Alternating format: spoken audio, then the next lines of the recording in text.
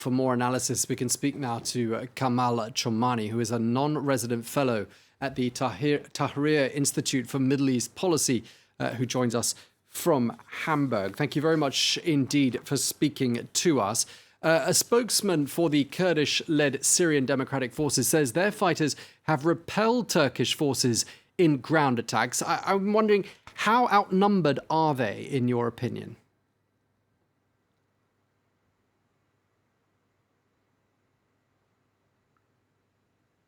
The Syrian Democratic Forces, they have no other choices other than fighting back against the Turkish incursion into the Syrian territory.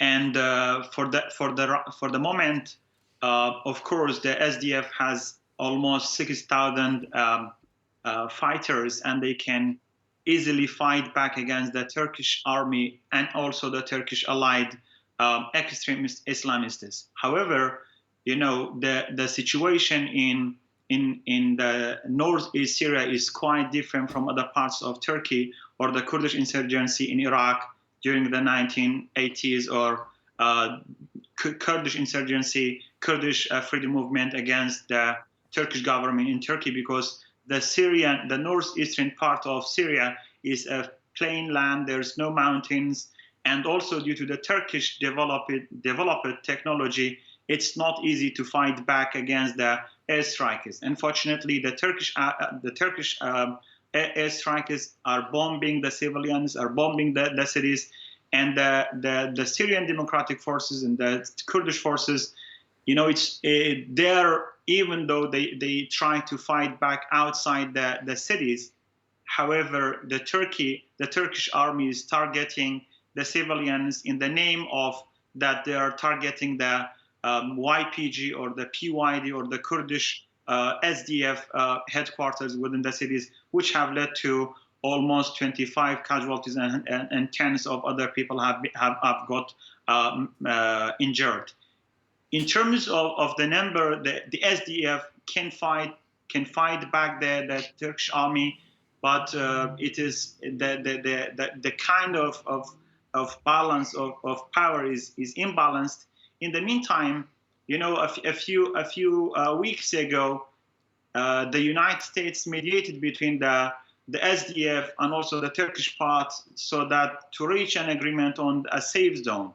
And one of the points of the agreement that United States convinced the Syrian Democratic Forces to destroy the fortifications on the border. And after they destroyed all the fortifications, all the YPG and SDF checkpoints and tunnels and fortifications on the border, then the Turkish army started.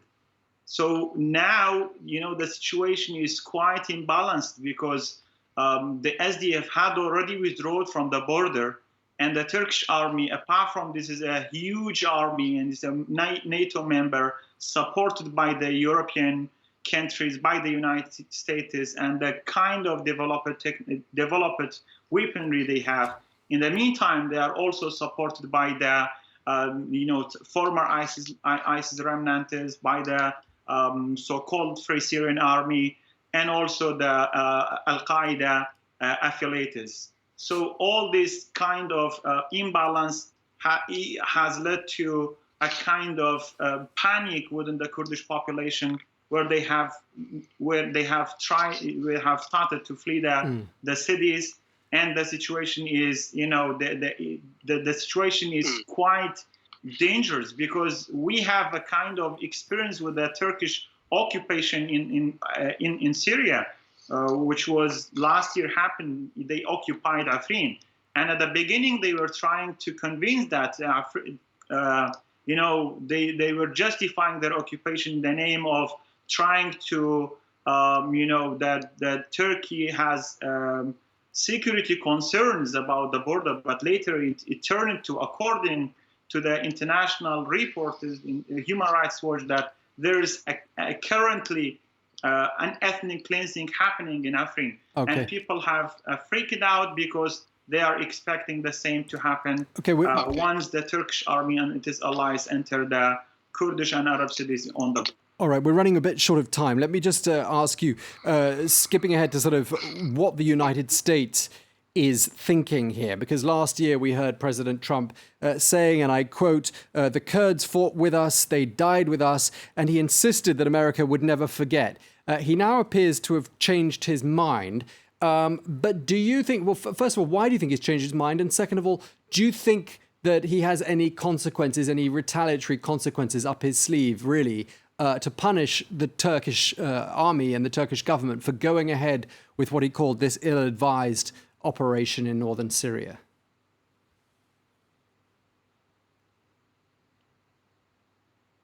Unfortunately, the United States, even though it's a democracy and it's a big democracy, but it seems that the President Donald Trump is making the decisions unilaterally, and it's the second time that he decided without returning to the army, and also even the global coalition to defeat ISIS is a 60